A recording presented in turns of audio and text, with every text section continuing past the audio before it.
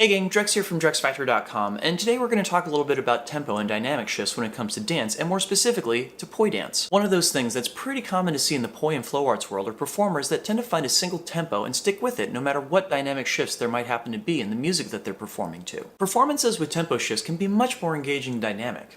In this video, we're going to cover some exercises that'll help you get more comfortable with them. Before we dive in, I just want to take a moment to give a shout out to the friends of the channel. Big thanks to Dark Monk, Emazing Lights, FlowToys, Spinballs, and Ultrapoi for helping to make the videos on this channel possible. You can visit them all on the web by following the links down in the description of this video. Now, on with the show. So let's first define what I mean by tempo. Music tends to be played in such a way that melodies, chord progressions, and accents in the music happen in regular intervals. If you've ever seen a piece of sheet music, there's usually a little quarter note in the upper left corner of the first page, along with an equal sign and a number. The number signifies how many quarter notes there are in a minute of this music. Some pieces of music will feature shifts in tempo, and some will retain the same tempo the entire time. It's rare, though, that you'll find a piece of music in which there are literally nothing but quarter notes. It sounds boring and repetitive. And when it comes to doing dance, doing everything on quarter notes is also really boring and repetitive. You'll see in many pieces of music that melodies will sometimes feature long, stretched out notes and sometimes more rapid ones. These dynamic shifts elevate the audience's interest and enrich the piece. The same can be said for spinning in dance. Let me show you one example. I'm going to take a basic piece of choreography and just count off 1, 2, 3, 4 in my head and try and accent each beat with the poi. In itself, it's not bad per se, but it does feel a mite bland from a dynamic perspective.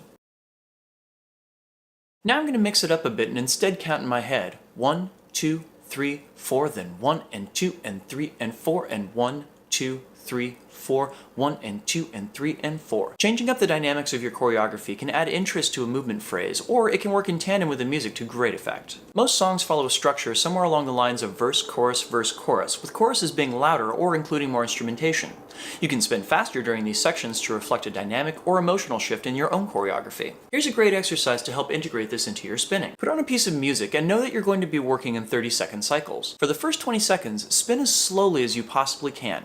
This doesn't mean that you have to limit your repertoire of tricks, only that you have to perform them as slowly as you're able to. After 20 seconds, you'll then do 10 seconds of spinning and moving as fast as you can to the music before slowing back down again for 20. Go back and forth like this for 2 minutes. It'll mean you go through 4 cycles of this slow versus fast dynamic shift. One quick note here, it's going to be super easy to find just one emotional note for each of these, say making the slow stuff feel sad and the fast stuff feel happy.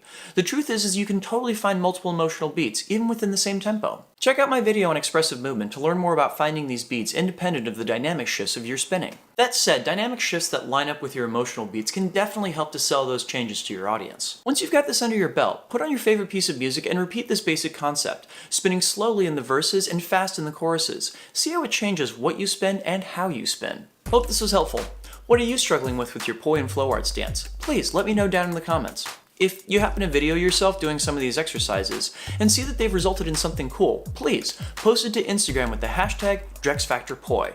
I would love to see your progress. Thanks so much for watching. If you got anything out of this video, please hit that like and subscribe button to help my channel grow. Special thanks to all of my awesome supporters on Patreon. You guys are the ones that make these videos possible. If you're not a current backer and would like to sign up to support the work that I do, please go to patreon.com/DrexFactorPoi. Thanks again, and peace.